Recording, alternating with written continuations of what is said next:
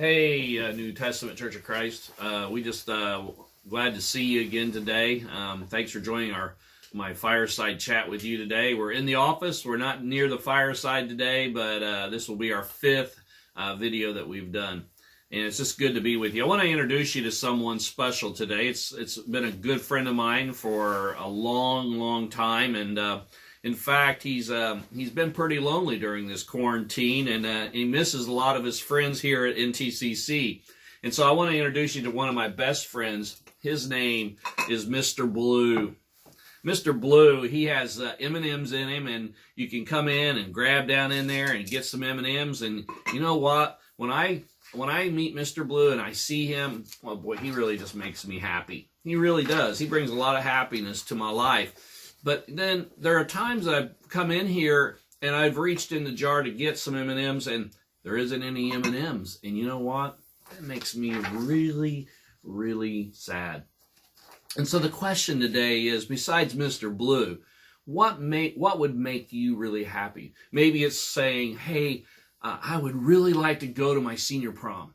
Or maybe it's saying, you know, I'd really like it if I could go hang out with my friends and not practice social distancing. Or, hey, I really would like to get back to work so I can make money and pay my bills because, well, finances are getting a little tight.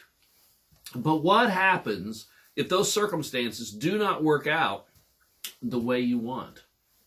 You know what? I guarantee you're probably a little sad. And I think there are a lot of people struggling with that, with depression and loneliness because they're sad. And so let me ask you another question today. What brings you joy? You see, there's a difference between joy and happiness. Happiness comes from a Middle English term for lucky. It's based on the happenings and circumstances of our lives. Like you might say, if COVID-19 would end right now, I would be happy. Right? You would be this person. You'd be happy. But if it doesn't, you're sad.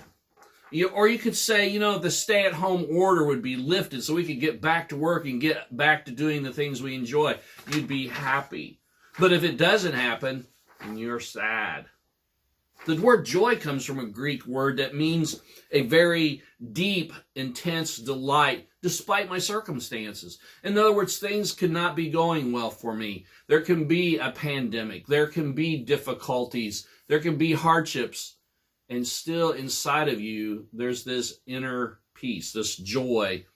I believe the Apostle Paul experienced in the book of Acts when he was arrested for preaching the gospel. He was thrown into the inner part of the prison in Philippi, and he was in this Philippian jail. And instead of moaning and groaning about his circumstances, guess what he did? It says he sang praises to God.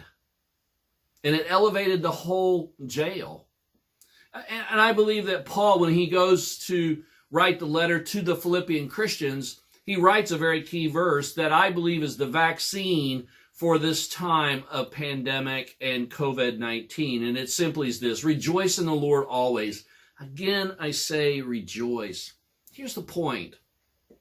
In the midst of this pandemic, in the midst of COVID-19, God is taking and using this very historical event to shape and mold us to be in the glory of God.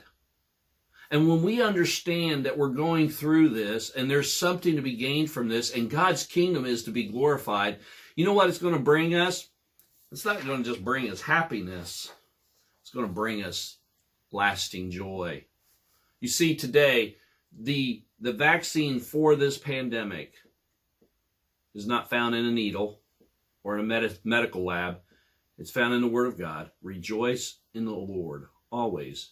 And again, I say rejoice. And when we believe that, we won't be sad, but rather we will be happy. I just want to remind you of a couple of things. I just want to remind you to continue to give to the church. We do have our online giving, and you can still be mailing in your checks, and we're checking that mailbox every day. And so be aware of that. Second of all, the food pantries this Saturday. There's a cooler out front. You can drop off food at that cooler, and we'll make sure it gets to the pantry. And we also want to let you know that e-news is still available. If you haven't gone to our website, we would love for you to go to the website and apply for the e-news so you're up to date with what's happening here at NTCC. lastly, I just want to say, we here at New Testament, we really do miss you. We look forward to the day, whenever that might be, that we're together again worshiping God. And so we just, the staff, the elders, and myself, we just really want to say we miss you, and we can't wait to see you again. But until then, remember this, the best is yet to come. And you know what? I just think I might have some more M&Ms. Okay, there you go.